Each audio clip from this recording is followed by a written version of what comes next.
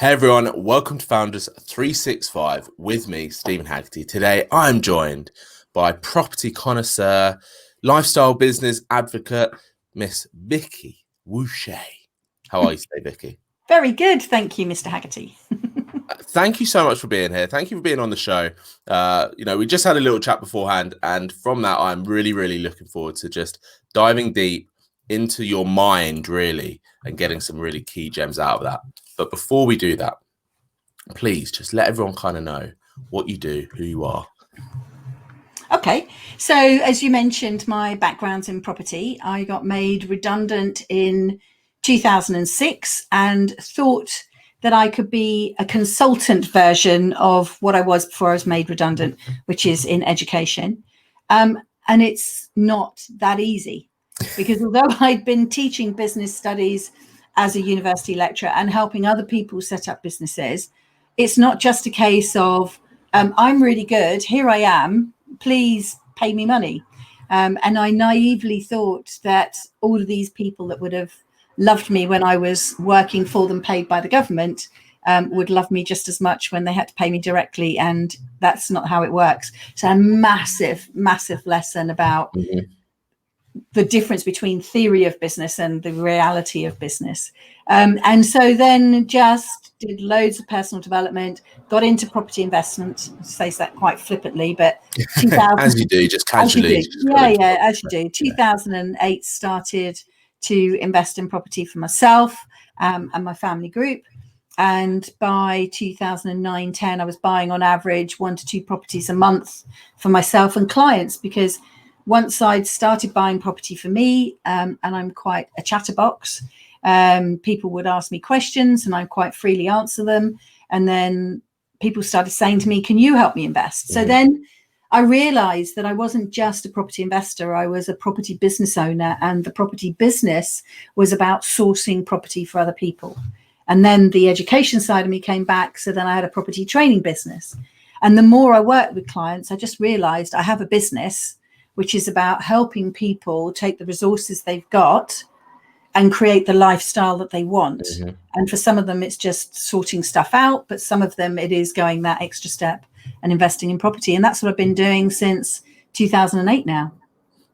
I mean, on paper, you're living the dream, right? You did the property investment, you started helping other people, but for you, it was much more about finding a business and doing things that give you things in your personal life, right? Oh, very definitely. I mean, all the way through. The reason, I think even the reason that I was a university lecturer was because there are enormous holidays, amazing holidays. Now, I wouldn't say ever be a teacher. My son-in-law is a teacher, and that seems to be a hellish job. I also had a go at being a college lecturer, and they're still a bit spitty, those teenagers. They're a bit, whereas when you move up to university, especially now as they have to pay for it, they're a bit more serious. Some of them are even adult. And it just gave me great holidays, and it was always about that. And the reason it was about that was not for some genius insight at the time, because that's come with hindsight, but because I was a single mum. And so I needed to find a way that I could have a job that was flexible enough that I could be there for my children. And so teaching and that style of things was an option. And then having tasted that freedom, work really hard in chunks, be present when I need to be present in the room, prepare, have those systems in place, know when I'm going to mark, know when I'm going to prep, then why wouldn't I just apply those insights to any other business that I created? And that's the same for me with property. So I've not created a property business that requires me 24/7 because I wanted to prioritize my holidays. So when people come to you and start asking about property, because you are someone with a huge amount of expertise, how often do you find that what's the best way to phrase this? I guess chasing the wrong dream? Because I think, especially now, we see not just property, but social media influencers. It's like the shiniest penny you will ever see. Okay, it's the answer to all your problems. Yeah. In reality, it's not that. No, quite right. I would say if I was being generous, 80% of the people come with, they not necessarily they want to get rich, that sort of get rich, but they want to have money without any understanding of how much money or what they're going to do with the money. And one of the first things I always say to people is, what is the life that you want to live once you've completed this? And then let's work out how much that costs. And I remember one guy coming to me saying, right, I want you to help me to invest in property. Okay, good. What have you goals? Have you got goals lined up? Because it's always nice to know what you're thinking. Yes, I want 100 properties. Awesome. Why? Well, it sounds like a nice number. Okay. What's the strategy then? Buy to let. So you're going to have 100 tenants then? Yes. How are you going to manage them? Oh, I'm going to manage them myself. Right. And then how would you like your life to be? Well, I want to be with my wife and my children. You won't. You'll be with your 100 tenants, because the probability in the space of a month with 100 tenants that someone is going to want you for something every day, you're not going to be able to travel. You're not going to be able to have the school holidays off. And so it's really about getting into, for me, first of all, that clarity. What do you want life to look like? And then let's work out how much that life is going to cost you. And I worked out for him that because he still wanted to work and he ran his own business, that actually, and I say only, he only needed 5 properties. Well, that's much more manageable. And then even use a letting agent. And all of a sudden, he was creating something that made the best use of his money.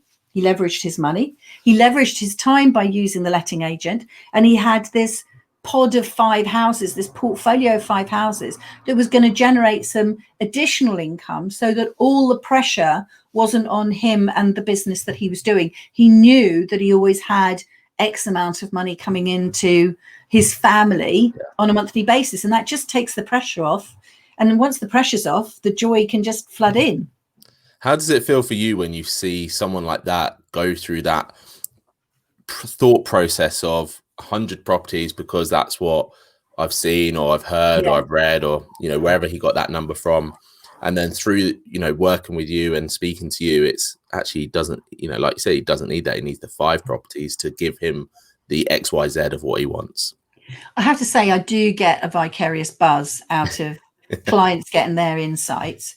But what's even nicer is working with clients who have been maybe stalking me on the side. So they've met me somewhere. So like in the old days when we used to actually go out to events and speak, you know, so long ago now. So long ago, I know. But this is so much easier. So they used to meet me at an event, and they maybe spoke to me, maybe they didn't. They sat in the audience, they may have read some of the books, and then eventually, when the time's right for them, they get in touch.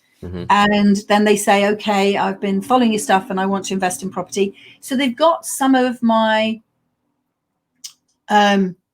strategies or some of my beliefs. They understand them already. Yeah, because they've sort of tested me out by seeing me speak and read the books. So they're sort of coming, not pre-sold, it's not that hard, but they're coming open to the change. And then watching them actually act, so the difference is, like, the first guy was a strategy session where we just spoke about what he wanted. Then he decided that he wanted to go off and do that for himself, which is one of the ways that I help people, just to enable them to go and implement their own plan, because that's all they need. But then there are people who actually want to work alongside me, sort of in a mentoring role, and then other people that want me to just do it for them. So I've got those sort of 3 aspects to the business. And actually working, I mean, I've been working with the client at the moment who had been following me for 4 or 5 years through her divorce. So she was coming to the end of her marriage. She went through that whole process, finally got divorced. And then when she got divorced, one of the first things she did was come to me, because she knew she'd picked me out as the person she wanted to work with. And she's completed on her first deal, and she's just putting it up for rent. We got a bit delayed with COVID, of course, but she was just ready to rent before that. So now the letting agent's got it on the books, and we're expecting the first tenant this week. Love it, love it, love it. And that is amazing. That transition for people is amazing. Yeah. How do you manage it then? How do you manage to make sure that you're practicing what you preach, as it were, making sure that your business is set up in a way that it's fueling your lifestyle in the way that you want it to be. You're still going on holidays, or perhaps not at the moment, obviously. But Although how do you I'm make sure that currently you in do that? Morocco. I'm in Morocco at the moment. Oh, well, Did there you we go. know? There we go. Yeah, obviously not. That's what the diary says. But yeah, You could just have a green screen and yeah, do that. I could have had the green screen. Look where I am. No, that wouldn't have worked. So how have I got it set up? Well, I think it was right at the beginning, being very clear on what was important to me. Mhm. And what was important to me back in 2008, and even before that, was my daughters and spending time. So it's really about understanding your values. And we spoke before the show about how this crazy 2020 has enabled a lot of people to start to question what they thought was important to them before going to work, the company car, the status, the office, whatever. All of that was important. But actually, now they've worked from home, they've realized that they can do as much as they did without the hour, 2 hour commute each way. They can do as much as they did before at home, but because they can start earlier and not have lunch or whatever, because they don't need it, they can finish earlier, they can be out in the garden with the children, they could be walking the dog or with their families. And so starting to question what's actually important to you and not what you have been told is important. Our education system might get a little controversial here, but our education system is designed to turn us into worker ants. Yeah, of so course. you go through school, you go through college, you go to university with massive debt, which ensures that you have to work on the other side to repay the debt. And then you're told you need to own a house. So you have to have a job to get a mortgage. Yeah. And you're all the way through.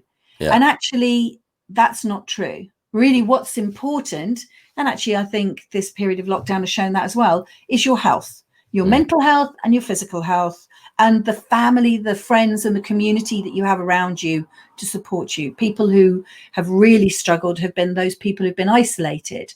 But if you have a balanced life, you have a community around you, you have family, you have friends. So even if you couldn't see them physically or touch them physically, you know, I'm sure you were doing the same. The dreaded weekend Zoom quiz, the family Zoom quiz. Lordy, I mean, you know, everybody's general knowledge will have been exponential over this period. I'm amazed that pub quizzes are not being more popularized right now through the practicing of the last 3 months. I know it's just crazy. We should all be doing it, but I think that's because everybody's doing it in their family units. But I think the key thing is, once you know what's important to you, and although you've asked me the question about my business, my property, my training, it applies to every business owner. You know, what is it that you are offering, your product or your service? Who are you offering it to? And is there enough of them? And are they willing to pay enough money that you can then be in a position where you can have this constant stream of clients who are prepared to pay enough money for you to then work maybe a 4-day week? Now, whether you're a business owner or a coach or anything, if you can make your goal to work a 4-day week and earn sufficient money in the 4-day week to live the lifestyle that you want, what a brilliant position to be in, because on that other day, you can choose. And when you've got a young family, you'll spend it with the children. And when the children are older and don't want to spend it with you, you might take what you do and you might do what you're doing, a podcast, or you might take something out into the community. There are so many things that you could do with your time. Gives you options. Yeah, absolutely. But only if you get the maths right. Yeah. Yeah. And this is the next question I was going to say, because again, I think from the face of it on social media, we probably make it seem a little bit too much easier than it is. So let's give this example of someone that has been furloughed or similar during COVID. They've used that time and they've realized what they want in life. So they realize they want to spend more time with their family, or even the opposite. Maybe they just want to buy a canal boat and travel around the UK on a canal, right? Whatever their thing is, I think this is the main thing. It's whatever their thing is, that's fine. But how do they then go from that step of the thinking or the knowledge of knowing what they want to making that first step of starting to achieve it? How do they make that first step? I feel that it's always maths. it's always about maths, because if you want to get into business and maths isn't your thing, then you're going to struggle, because you've got to understand maths in terms of unit costs and production costs and sales figures, but also in terms of budgets and everything else. And I would say, if you've been in that position, or you're in that position now, one of the first things you want to do is look at your personal income. If you can manage your personal money, then you have an amazing skill to go into a business with. If you can't manage your own personal budget, then entering a business without having someone come in and partner with you to manage the money, I think would put you on very rocky foundations in the first place. So managing your money, I love a spreadsheet. You can do it on paper, you can do it in Word, you can do it wherever it is. If you don't know how much money you have coming in and how much money you have going out, you don't know whether you're negative, positive, or breaking even. You need to know that before you start anything else. And once you've got a grip on the maths, once you're in control of the maths, the next thing is to look at your resources. So this is, you'll maybe see on the bottom of the screen, vickiwusche.com/scorecard. So one of the things that I did as a result of writing the Wealthy Retirement Plan book was create an online audit that takes you through the 5 principles of a wealthy retirement or a wealthy future. And that is clarity, which is the story that you set up. They're clear about what they want. Control, which is the maths. That's the second thing. Then the third thing is about resources. So you want to set up a business. What are you going to do? Are you going to exploit some of your knowledge or experience? Are you going to exploit your muscles? That could either be as labor, or because you're buff and you go down the gym and you show people how to exercise, or you're into massage, whatever it is. What is the resources, or what are the resources that you have? And there'll be money, time, knowledge, skills, experience. And from that, you've also got to have an interest, and then look at what business model you can create out of that. And then you've got to go back to the maths again and work out whether it's worth doing it. And that's the leverage side of things. So if I take this resource and I apply leverage to it, so I make my money work, or I make my time work, or I make my knowledge or contacts work, am I going to get enough money to fulfill principle number 2, the amount of money that I need to earn on a monthly basis? And if the answer is no, and you can get part of the way there with this business, but you can't have all the money that you need to survive, which you've got to survive, then you can have a part-time job and a part-time business until your business builds up momentum, so that you can then sustain yourself without having to have a part-time job as well. So there's always a way, but you see how all of it is maths. All of it is understanding the numbers. How much do you actually need to live on? And from that, how are you going to earn it? Straightforward. Exactly. And then you work it out. Yeah. I apologize. My dog is going nuts in the background if you hear that. But it's life, right? It's life. I mean, that is ideal, because what I love about that is you've just made it super simple, right? I think there's so many people out there just overcomplicate the simplicity, whether that's themselves going into something, whether they think, oh, I want to do this with my business, and they overcomplicate it, or the other way around. You know, some a trainer or coach or social media influencer make something really simple, overcomplicated to sell, or whatever their intention is. Yeah. But like we said, it is really simple. And I think those foundations that you've just laid out can be applied to anyone at any stage of their business, because it's all about focusing on, it's that classic cheesy saying of working on the business, not in the business. Very If you know your numbers, if you know your strengths, if you know your clarity, if you know your resources, then your business is going to be vastly stronger than the majority of other businesses. Let's put it that way.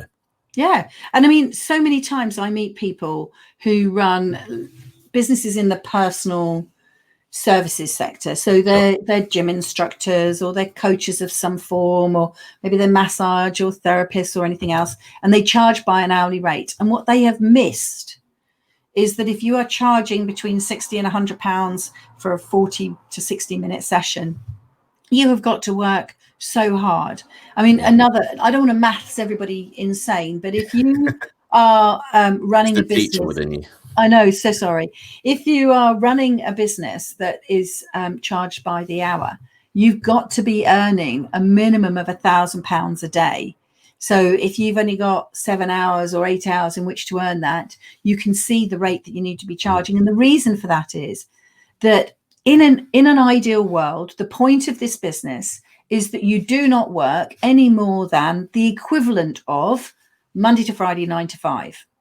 Because if you're going to have to work more hours than that in this business that you're creating for yourself, you'd be better off getting a job. Yeah. Where you theoretically have job security, a pension, national insurance, sick pay, and everything else. About accounts, anything like that. Exactly. And company and, Other social people. status. Yeah, absolutely. So why do it? So if you're going to create a business now, when I say theoretically, it might be that your business is a bit America focused. So you might start midday and work later. It doesn't really matter. That's the joy of having your own business. That in that period of 9 to 5, you have got to deliver on your services. But in order to deliver on your services, you've got to market your services. You've got to have calls with clients to book them in, or a system that takes care of that. But then you still have to manage that system. Yeah. You've got invoicing or a system that handles that, but you still have to manage it. There are so many aspects that you need to do. And you can argue all you like. I'm just suggesting that actually you can only work on your business 2 days a week. Yeah. Because you need to be doing all the admin, the invoicing, and the managing of things 1 day a week. You need to be working on your business from a helicopter level. So that's developing product, developing the service, doing things like this, podcasting, whatever else, 1 day a week. And then you've got 1 day a week in which you are speaking to clients and onboarding the next sets of people, however your system works to get you in there. So if you can only work 2 days a week and assume that there are 4 weeks in a month, etc., then you're only working 8 days a month, income generating days, and assume that people go away on their holidays or stop thinking about stuff during August because of the kids, and they stop thinking about things from the middle of January to the middle of December to January because Christmas gets in the way. So there's really only 10 months of the year. You have 80 days a year to earn the amount of money that you worked out that you need to earn in order to keep you in the lifestyle that you want to be accustomed to. Even that statistic right there is probably going to put a lot of people off, which I think is probably quite a good thing. Well, yes, I suppose. But actually, I hope it inspires you, because if you've got that there and that clarity, you've got something to go for. Exactly. Right? It becomes quite a simple thing. And if, for example, you assume, say 80 days, you assume that your business costs are as much as your living costs, just to make my maths nice, because it all works out nicely if we do it this way around. You need to earn £80,000 a year that pays for the running of the business. So that's your internet, your computers. In the old days when we traveled, travel costs, but buying things like microphones and Macs and everything else, professional insurance, and particularly if you're a service industry, then the rest of it is your time. Then depending on your actual costs, you're either going to earn £60,000 a year and have 20,000 in costs, or you're going to have 40,000 in costs and 40,000 pounds a year. Ta-da! Now just earn yourself £1,000 a day. There we go. And there are ways that you can do that. It doesn't have to be all about your hourly rate. And this is where, with your 1 day a week, you start thinking about how you can provide more to your clients. What services on top of the front-facing service can you offer? So do you have a book? Do you have a course? Can you package what you do? I remember speaking to a woman who ran a colonic irrigation business. And so you can have a coffee enema, right? So charge extra for a coffee enema. So instead of now paying £60 for 40 minutes, you pay £100 for 40 minutes. She's doing exactly the same thing, except adding coffee in the mix. The coffee granules, I'm quite sure they were very special coffee granules, but they're just coffee granules, which probably you can pick up from Starbucks or something, I don't know. So they're just coffee granules, but all of a sudden, her hourly rate has gone from £60 to £100. So what can you do that adds value to your clients? I wanted her to create a booklet on, okay, so you've come for gut health. What are the things that I should eat? What are the things I shouldn't eat? What are the exercises I should do? What should I avoid? And, and you know, that's 4 booklets. That could be a video program that your clients buy into. Well, it's the power of education, isn't it? Yeah. Educating your customers, educating your clients, because then that breeds awareness.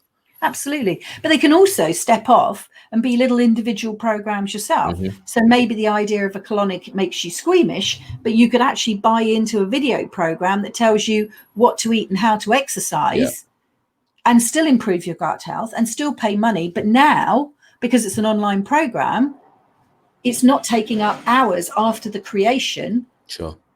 So I'm not saying it's simple, and business isn't for everyone, because actually some people really like the companionship that working with others in a business gives them. And I think you've got to be a particular sort of person that can put up with the early years of loneliness. Your only friends are your customers, and tech support, or, you know, the person you speak to at Facebook adverts or something like that. In the early days of my business, my only friend was an estate agent and the guy that used to show me around the buildings, you know. So you're going to step away from the world that you've known, where you had work colleagues, and they're going to think that you're weird and that you're strange to want to go and set up a business. And you won't necessarily have the connections and the support around you for the new business just yet, or there'll be early stages. And so it's going to be a lonely transition, and that takes steel, and you need that steel, because then that's what keeps you going when things get tough later on. I think that's such a important point to press, because that is the one thing that I think a lot of new business owners are not aware of, because they're often speaking to people that are maybe 6, 12, 18 months plus in, who are kind of in the flow of their new business, in the flow of speaking to people at networking events, speaking to people there. And they often forget to think about that first initial 6 months, 12 months in, when, like you said, it is an awfully lonely place at times. And even the whole thing about going from that office environment, or being able to walk in the office and saying, hey, morning, everyone, what do you do at the weekend? What are you having for lunch? Those small, pretty much meaningless moments at the time suddenly have meaning to them when you're just speaking to that same person every day, or just speaking to your customers every day. You really do have to discover, and I think it's very important to go out there and find those new groups of people that are going to inspire you, that are going to motivate you, that are going to be there for you when you've got a question, when you've got something else, when it goes wrong, you know, you've got that support. And, you know, there's countless groups out there, masterminds, whatever you want to have. There's always a space for someone, I think, which is really vital. I totally agree with you. And I think that's where, if you are serious about setting up a business, then invest in a mentor. Do some of the thinking for yourself right at the beginning, before you start, before you commit any money. You know, what is it that I'm passionate about? What is my business about? Is it about my knowledge transfer? Is it about my skill transfer? Understand some of those aspects to yourself. Do the maths so that you know that you're managing your own money and what you need to earn, and think in loose terms how you could earn £1,000 a day, or even £500 a day. But, you know, at least head towards the £1,000 a day. And that's not a limit. You can earn more than that. And then start to look for someone who is in your field, who has trodden the path you've trodden. Now, just remember, no one has trodden this path before, because no one has started a business just after the weird year that we've had. This is new. I hate the phrase the new normal. This is not normal. This is abnormal. So this is like the slate has been wiped clean. But as close as you can to look at someone who has started a business and gone through challenges right at the beginning. So when I started investing in property in 2008, that was right at the start of the recession. And we're probably going to do another one of those now. So I have those skills, not because of what's gone on in 2020, but because of what went on in 2008. So who have you seen who have set up a business from a challenge, who understands what you're going through, and then make sure that you've got that connection, because then that mentor can be the person that can provide you with some of that support. They're the person that speaks to you as a human, because you can't speak, obviously you speak to your customers as if they're humans, but you can't be Stephen and Vicki. You have to be Stephen Haggerty and Vicki Wusche. Yeah. You've got to be the person that they're buying for. They're not buying you to be a friend. Exactly. I think that is such an important point when you're looking at coaches, when you're looking at mentors. I think a lot of people come at it to fill that void of the loneliness aspect, but it isn't. You know, we're not here to be your friend at all times. Sure, we might be a friendly voice, Yes, but it is about sometimes dragging them to the place that they want to be. yes. You know, going through those uncomfortable situations, going through those uncomfortable conversations, which is ideal. I think what a really good point to add on to what you just said as well is looking at how people and how those businesses have dealt with the last 3-4 months time. You know, how have they dealt with COVID? How have they responded to it? How have they spoke to their customers? How have they carried on growing their business if they were able to? Because also realistically, some business weren't able to do that. But you know, if you're in property, there were still opportunities in property, for example. So it's who found those opportunities and how they dealt with those. One of my last questions for you, Vicki, is on that point. Have you done or have you discovered anything in the last couple of months that you're implementing into your business moving forward that you perhaps didn't even know about before? Not a trick question if it's No, I'm thinking, I think what I got through this period is confirmation and confidence that what I have been sharing since easily 2012, it's such a judgmental word, but is right. You know, all the way along since 2012, when I wrote my second book, I said that property was a business, and it's just a business. And the same thing that applies to all of them. It's these 5 principles: clarity, control, resources, leverage, and then legacy, which is the lifestyle at the other end of it. How do you want to be remembered? How do you want your life to be led?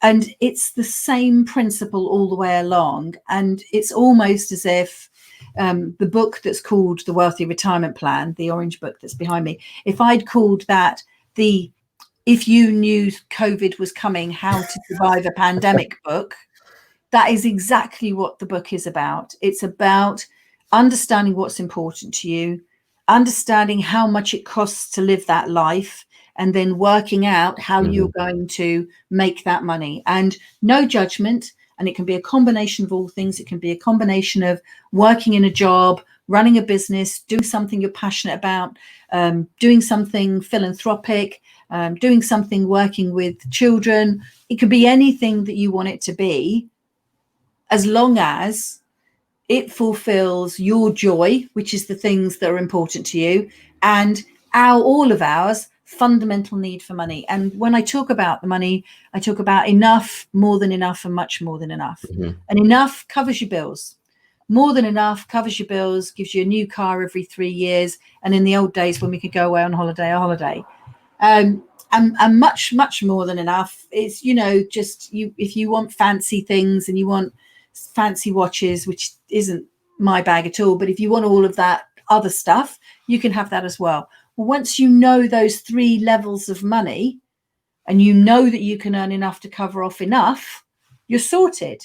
Then your next goal, if you want to, is to earn more than enough. But know that you have enough, because if you're not taking care of the bills, what you're doing is always caught in this trap where you are making money in order to have time off. You're making money in order that you can afford a holiday to go away somewhere, because you need to get away from the life you've got here. You asked me how we sort of coped over COVID. So I would do, what's the weather forecast going to be? The weather forecast is going to be hot.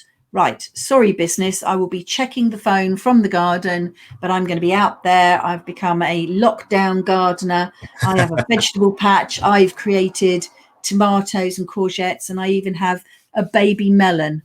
Oh my God. I'm just really hoping this weather keeps going, that this thing can actually grow. It'll be amazing. You'll be tucking it in at night if it doesn't. I know. Well, I'm practically tuck it in now. I mean, I'm so precious about this darn thing.